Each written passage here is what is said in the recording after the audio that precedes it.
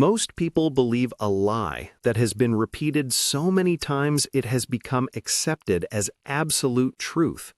They believe that retirement is an age, not a financial number. They believe you are supposed to trade the best energy of your youth, your 20s, your 30s, your 40s, and your 50s for a paycheck, only to be allowed to retire when you are 65, old, tired, and possibly too sick to enjoy it. But here is the counterintuitive fact that the system doesn't want you to know. You do not need 40 years to retire. You do not even need 20 years. If you understand the brutal, simple mathematics of the savings rate, you can mathematically retire in exactly 10 years, starting from zero. That means if you start at 20, you are free by 30. If you start at 30, you are free by 40. This isn't a get-rich-quick scheme. It isn't about winning the lottery or finding a magic crypto coin. It is about radical financial engineering.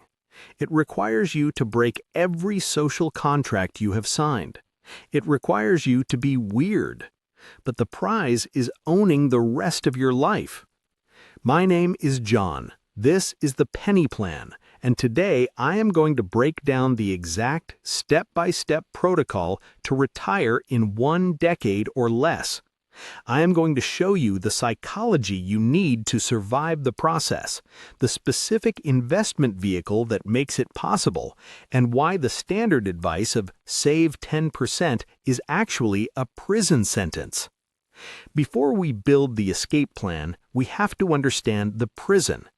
The enemy preventing you from retiring at 30 is not the economy. It is not inflation.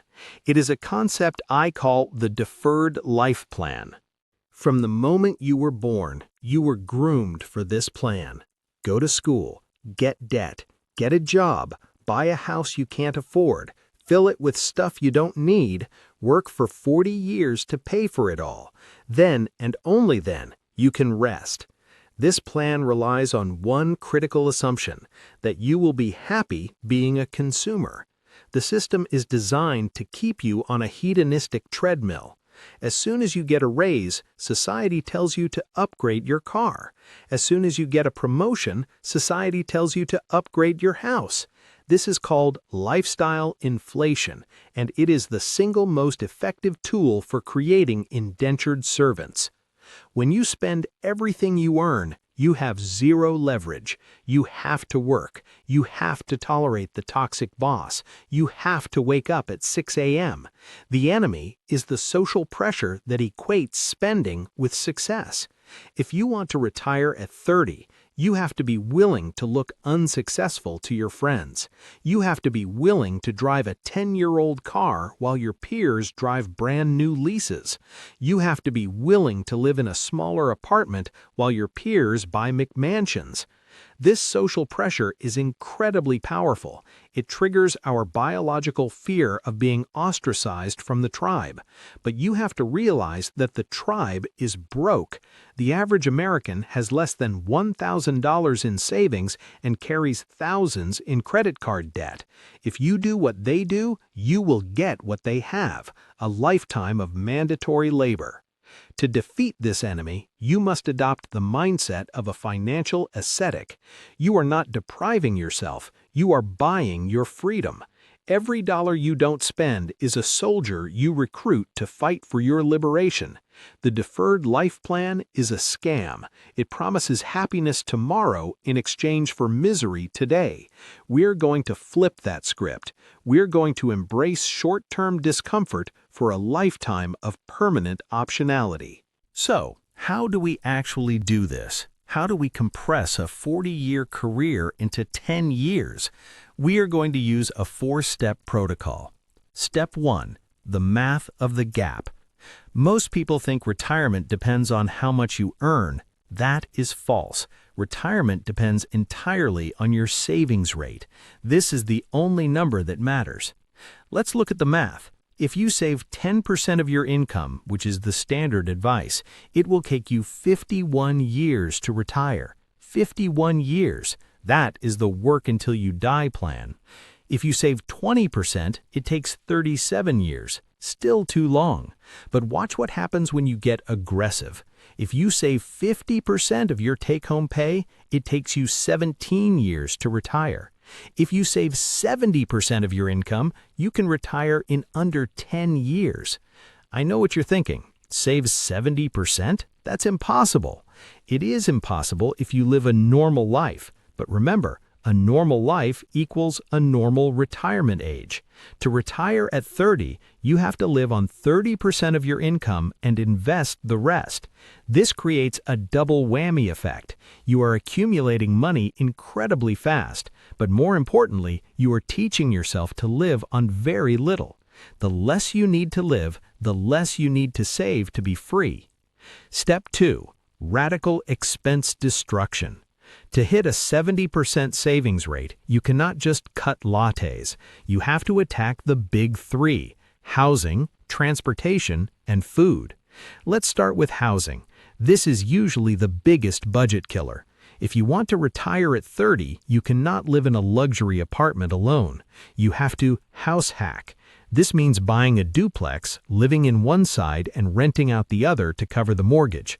Or it means getting roommates. Or it means living in a van or a tiny house for a few years. It sounds extreme, but would you rather have a roommate for 5 years or a boss for 40 years? That is the trade-off. Next is transportation. The average car payment is over $700. You cannot have a car payment, period. You need to buy a reliable used car for cash, $5,000 to $10,000, and drive it until the wheels fall off. Or, better yet, move close enough to work to bike or walk. A car is a wealth-destroying machine. Eliminate it or minimize it ruthlessly. Finally, food. You stop eating out completely. Restaurants are for people who plan to work until 65. You learn to cook. You buy in bulk. You meal prep. You can eat healthy, delicious food for $300 a month if you try. Most people spend that in a week.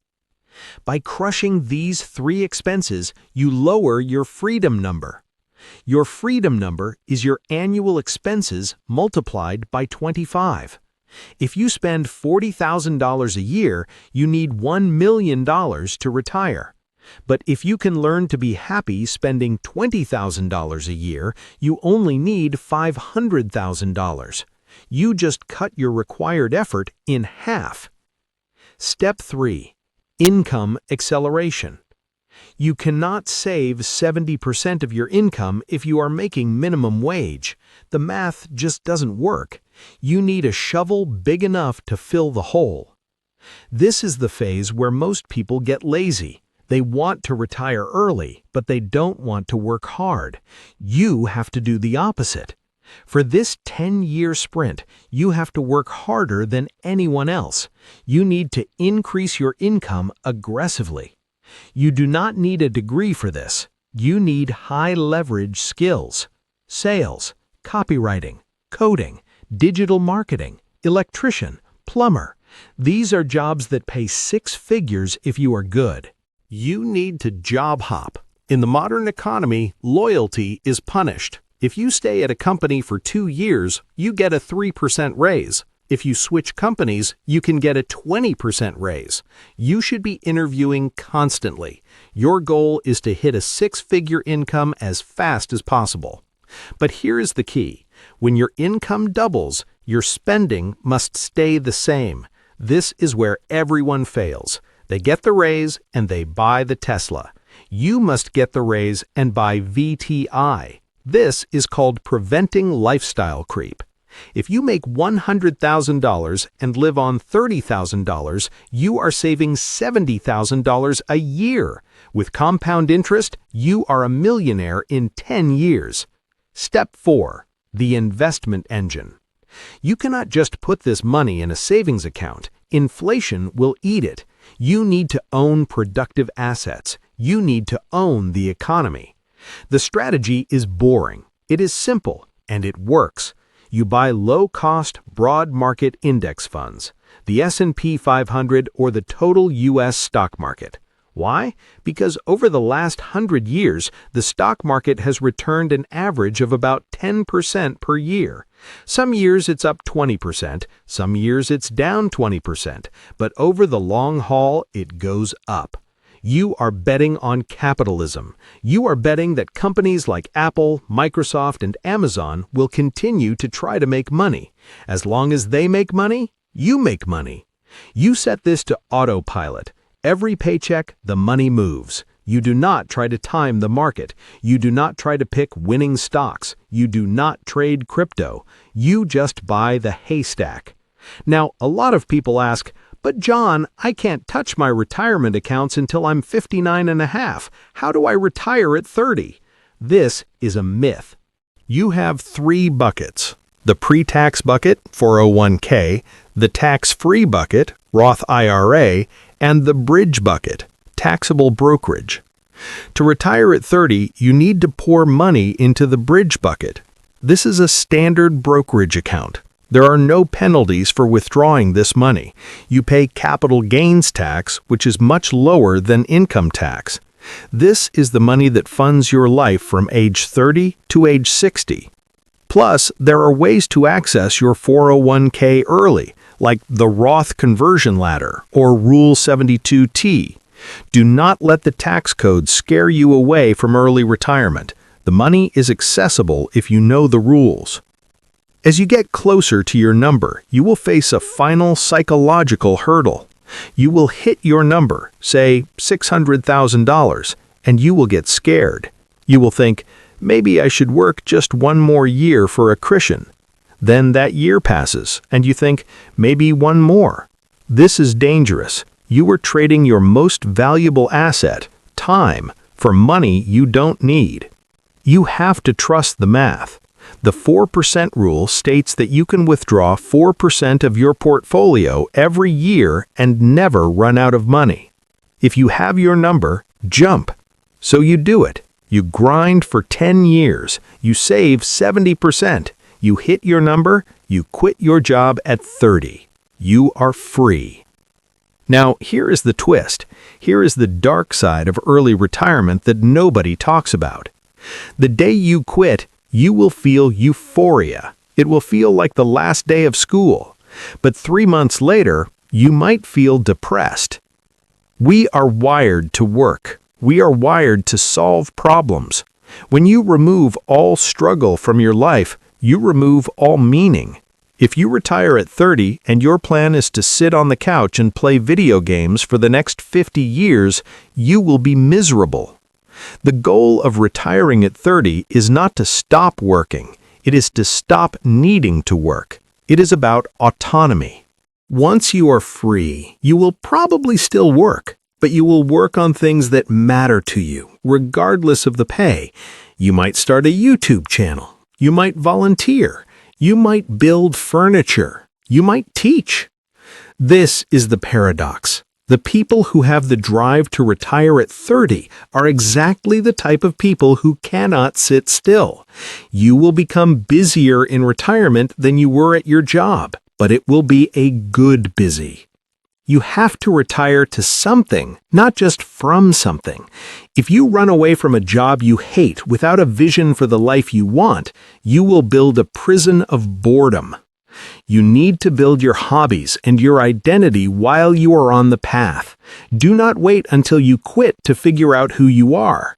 If you are a boring person with a job, you will be a boring person without a job, just with more free time to realize how boring you are. The twist is that retirement is a bad word. We should call it financial independence. The goal is to wake up in the morning and ask, what do I want to do today, instead of what do I have to do today? Retiring at 30 is an extreme goal. It requires extreme actions. You will lose friends who don't understand why you won't go to the expensive dinner. You will have moments of doubt where you feel like you are sacrificing your youth. But when you wake up on a Tuesday morning at age 31 and the sun is shining and you realize you never have to sit in a cubicle again, you will know it was worth it. You have a choice. You can follow the herd, spend your money, and pray that Social Security still exists when you are 70. Or you can take the wheel, drive through the discomfort, and buy your freedom. The math works. The path is clear. The only variable is your will to execute. If this video gave you the blueprint you needed to start your escape, make sure to hit that subscribe button and like this video. We are building a community of people who refuse to wait until they are old to start living. I'll see you in the next one.